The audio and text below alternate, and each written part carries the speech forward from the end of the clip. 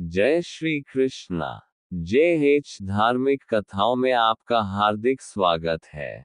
आज हम भागवत गीता के सबसे प्रसिद्ध श्लोक यदा यदा हि धर्मस्य ग्लानिर्भवति भारत अभ्युत्थानमधर्मस्य तदात्मान सृजाम्यहम् के बारे में बात करेंगे। यह भगवत गीता अध्याय 4 श्लोक 7वां श्लोक है। यह आज भी इतना ही असरकारक है। वीडियो अच्छी लगे तो अंत तक जरूर देखें और लाइक शेयर और सब्सक्राइब जरूर करें। भगवान श्री कृष्ण का नाम लेकर शुरू करते हैं भगवत गीता का सबसे प्रसिद्ध श्लोक।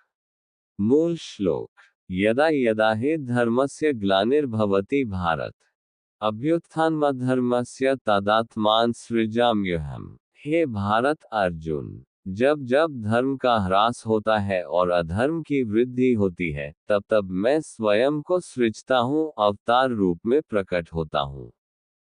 शब्दार्थ विस्तार यदा यदा हि जब जब वास्तव में धर्मस्य धर्म का ग्लानि क्षीणता ह्रास पतन भवति होता है भारत हे भारतवंशी अर्जुन अभ्युत्थानम वृद्धि अधर्मस्य अधर्म का तदा तब आत्मान अपने स्वरूप को सृजामि उत्पन्न करता हूँ प्रकट करता हूँ। अहम मैं। ये श्लोक केवल एक ऐतिहासिक कथन नहीं है, बल्कि ब्रह्मांडीय चेतना का शाश्वत वचन है कि जब संसार में संतुलन टूटता है, तब दिव्यता स्वयं प्रकट होकर उसे पुनर्स्थापित करती है। इस श्लोक में श्री कृष्ण ने अवतारवाद का दर्शन प्रस्तुत किया है। ईश्वर का सगुण रूप जब अधर्म बढ़ता है और धर्म की रक्षा आवश्यक होती है, तब मानवता को बचाने स्वयं प्रकट होता है।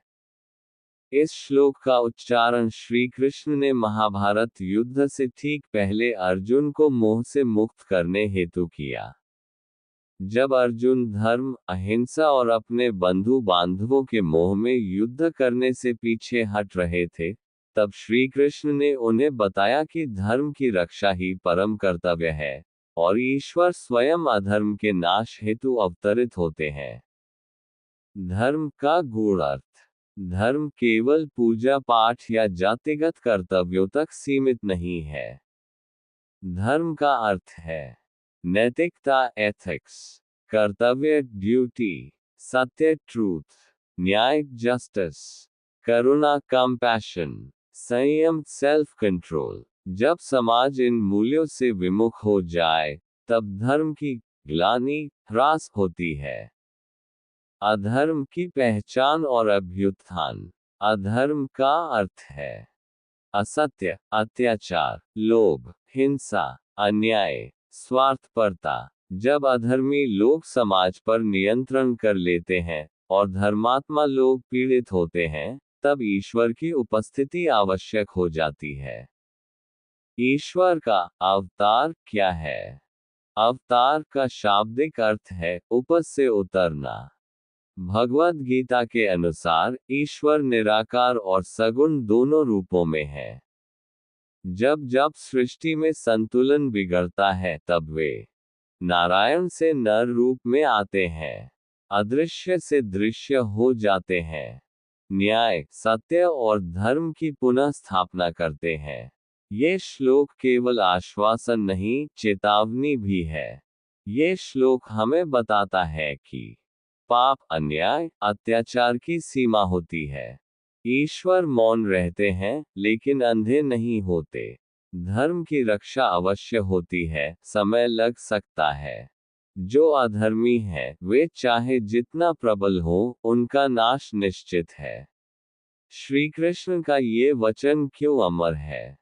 ये श्लोक केवल गीता में नहीं, हर युग में दोहराया गया है। यह अंधकार में आशा की किरण है। ये बताता है कि जब समाज में बुराई हावी हो, तब ईश्वर की लीला आरंभ होती है।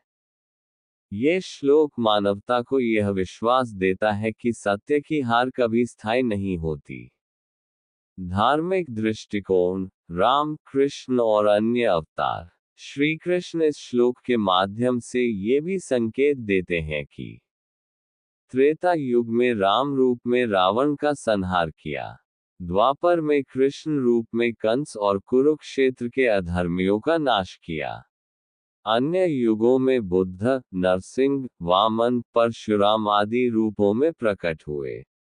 आने वाले समय में कल्कि अवतार के रूप में अधर्म के अंत का संकल्प लेंगे। सामाजिक संदर्भ में श्लोक की उपयोगिता। आज भी यह श्लोक उतना ही प्रासंगिक है क्योंकि भ्रष्टाचार, आतंकवाद, शोषण, नैतिक पतन जैसे अधर्म के रूप सर्वत्र व्याप्त हैं। धर्म, करुणा, सेवा, सत्य जैसे मूल्यों का ह्रास हो रहा है। इस श्लोक से प्रेरणा लेकर हम स्वयं समाज में धर्म के वाहक बन सकते हैं। ये श्लोक क्यों जीवन बदल सकता है। हमें कभी हार माननी नहीं चाहिए। ईश्वर हर पीड़ित के साथ है। हमारे छोटे छोटे धर्म कर्म भी दिव्यता की रचना है। सत्य के पक्ष में खड़ा होना, ईश्वर के पक्ष में खड़ा होना है। हर कठिन समय के बाद प्रकाश आता है। ये श्लोक हमारे भीतर के कृष्ण को कैसे जागृत करता है। जब हम अन्याय के खिलाफ आवाज उठाते हैं, पीड़ित की मदद करते हैं, अपने जीवन में धर्म का पालन करते हैं, ईश्वर में विश्वास रखते हैं, तो हमारे भीतर भी ईश्वर का अंश जागृत होता है। यही इस श्लोक का सबसे बड़ा संदेश है। अध्यात्म और योग के संदर्भ में गीता केवल युद्ध की कथा नहीं, योग और आत्मज्ञान का ग्रंथ है। ये श्लोक बताता है कि योग केवल ध्यान नहीं, धर्म की रक्षा भी है। आत्मज्ञान वही है जो अधर्म से दूरी और सत्य से एकता करे। धर्म केवल बाहरी आचरण नहीं, अंतरात्मा का निर्णय है। आज के लिए शिक्षा। सत्य अकेला हो सकता है, लेकिन पराजित नहीं। धर्म कमजोर दिख सकता है, पर अंत में विजय उसी की होती है। हर कष्ट के पीछे ईश्वर की योजना होती है। ये श्लोक सर्वोपरि है। ये श्लोक केवल शब्द नहीं, ईश्वर की प्रतिज्ञा है। ये वचन केवल अर्जुन के लिए नहीं, हर काल के मानव के लिए है।